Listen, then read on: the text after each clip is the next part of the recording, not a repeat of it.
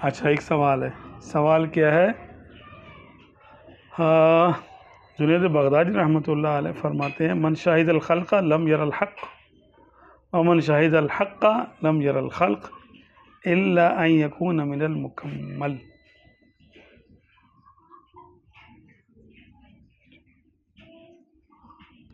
کہ جس نے مخلوق کو دیکھا تو اس نے حق کو نہیں پایا، اور جس نے حق کو پا لیا اس کو مخلوق نظر ہی نہیں آتی. اور کامل وہ ہیں جو دونوں کا مشاہدہ کرتا ہے. اچھا بالکل صحیح بات ہے، اور بالکل وہی بات ہے جو مجدد الفسانی رحمۃ اللہ علیہ نے ارشاد فرمائی. آپ نے فرمایا کہ بزرگان دین پہ کیفیت آتی ہے کہ جب وہ خلق اور حق میں فرق نہیں کر سکتے، درمیانی کیفیت ہے. ایک کیفیت وہ ہے کہ جب انسان دنیا میں کھویا ہوا ہے اور دنیا کی چیزوں کو خوب اچھے طریقے سے سمجھتا ہے، اور خالق کی کچھ اس کو پہچان نہیں ہے، تو کیا ہوا کہ وہ من شاہد الخلق لم یر الحق، جس نے مخلوق کو دیکھا اس نے حق کو نہیں پایا، حق پہ اس کی توجہ ہی نہیں ہے. تو جس پہ توجہ ہوگی اسی کو پائے گا نا. اچھا پھر کیا ہوتا ہے کہ وہ تھوڑا یعنی ترقی کرتا ہے، اس کو کہا جاتا ہے وہ تبتل الیہ تبتیلا، اللہ کی طرف توجہ کرو، چھوڑو ان کو، مخلوق کو چھوڑو. مخلوق کی طرف وہ توجہ ہی نہیں کرتا، اب وہ حق کی طرف توجہ کرتا ہے. آہستہ آہستہ آہستہ آہستہ وہ اس میں کامل ہو جاتا ہے. اب وہ جو دیکھتا ہے، جدھر دیکھتا ہوں ادھر تو ہی تو ہے. اب وہ حق کو دیکھتا ہے، خالق کو دیکھتا ہے، تو مخلوق سے بیگانہ ہو جاتا ہے. گویا کہ یا تو مجذوب ہو جاتا ہے یا بیزار ہو جاتا ہے مخلوق سے. تو مخلوق کیا ہے؟ ارے یار سر کا درد ہے، کیا لینا دینا میرے سے، نہ میرے نفع کی نہ میرے نقصان کی، کیا دیکھوں میں اس کو.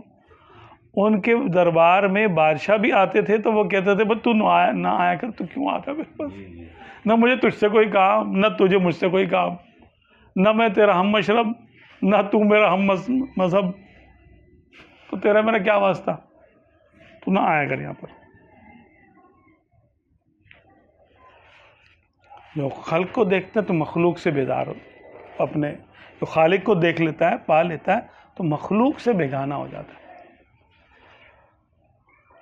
یہ تو وہ مقام فنا کہ وہ رب کی بارگاہ میں، رب کی یاد میں ایسا کھویا کہ مخلوق کو بھول گیا، مجذوب ہو گیا یا بیزار ہو گیا.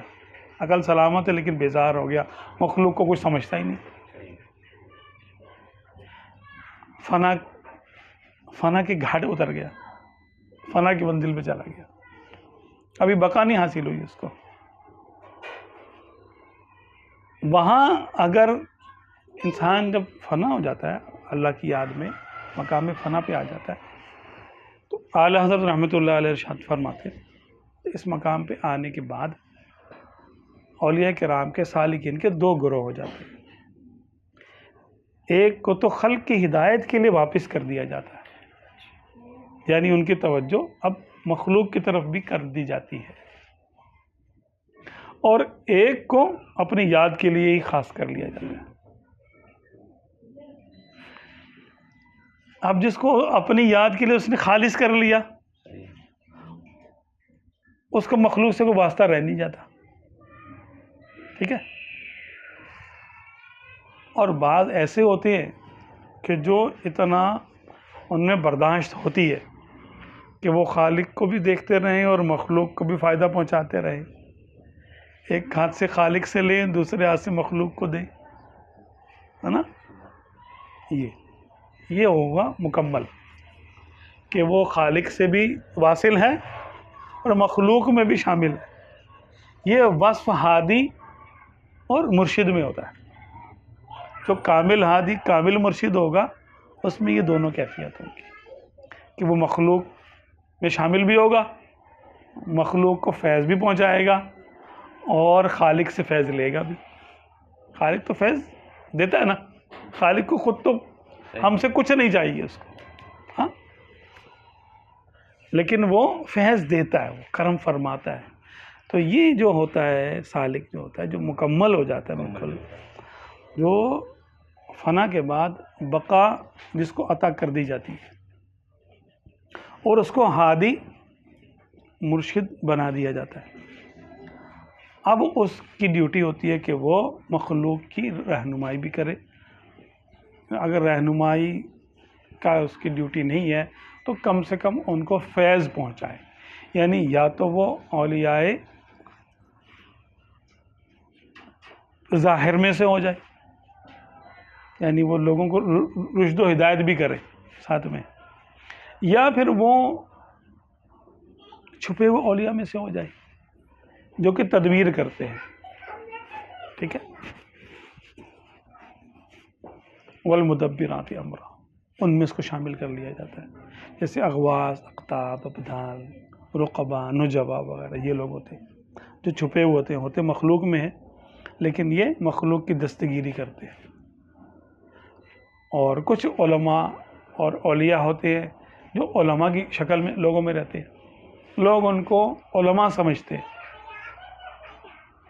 اور کہتے ہیں ہاں یہ تو مولوی صاحب ہیں، مفتی صاحب ہیں، اور ان کی ولایت لوگوں میں مشہور نہیں ہوتی، جیسے امام اعظم رضی اللہ عنہ۔ لوگ آپ اولیاء کرام کا نام لیں تو لوگ بولیں گے اچھا ہاں حضور غوث پاک ہے، کیونکہ آپ کے فتاوی کی کتاب ہی نہیں ہے کوئی، حالانکہ آپ اتنے بڑے عالم تھے، ہاں بہت بڑے عالم تھے آپ اپنے فقہ کے، اور پتہ نہیں کون کون سے علوم کے عامل تھے، آپ عالم تھے اور عامل کامل بھی تھے، لیکن لوگ آپ کو بزرگ مانیں گے جبکہ آپ سے بھی اوپر درجہ امام اعظم کا ہے، یعنی اولیاء کاملوں میں آپ کے شامل ہے، بہت اونچے درجے کے جو ہیں ولیاں امام اعظم رضی اللہ تعالیٰ عنہ، تو ان کو لوگ علماء میں شمار کرتے ہیں، کہتے ہیں نہیں اولیاء میں ہیں لیکن عالم ہیں، بہت بڑے عالم ہیں، یہ ہوتے بات۔ امام شافعی رحمۃ اللہ علیہ کتنے بڑے بزرگ ہیں ہاں، کہ آپ کے یعنی مقلدین میں اولیاء کاملین ہوئے ہیں، ان کے آپ امام ہیں، لیکن لوگ آپ کو عالم مانتے ہیں، ولی نہیں مانتے، یعنی ولیوں میں جب نام لیا جاتا ہے تو اولیاء میں آپ کا ذکر بہت کم آئے گا کہ بھئی یہ بھی کوئی ولی تھے، کہتے ہیں ہاں عالم تھے، بہت بڑے مجتہد تھے، بھئی امام تھے، مجتہد تھے، اور حالانکہ ان کے مقلدین میں بے شمار کامل اولیاء کرام ہوئے ہیں۔ تو یہاں آ کر وہ معاملہ یعنی دو حصوں میں تقسیم ہو جاتا ہے۔ سالک جو جتنے بھی کامیاب سالک ہوتے ہیں جو چلتے ہیں رب کی طرف، فنا کی منزل پہ جو آتے ہیں ان کے پہلے دو حصے ہوتے ہیں، ایک تو وہ جو رب اپنے یاد کے لیے ان کو مخصوص کر لیتا ہے، وہ خلق سے غائب ہو جاتے ہیں، دوسرے وہ جن کو خلق کی طرف متوجہ کر دیا جاتا ہے، وہ کیا ہوتے ہیں؟ وہ دو طرح کے ہوتے ہیں، ایک تو ہادی اور مرشد بنتے ہیں، اور ایک وہ جو حسن تدبیر کرتے ہیں کائنات میں۔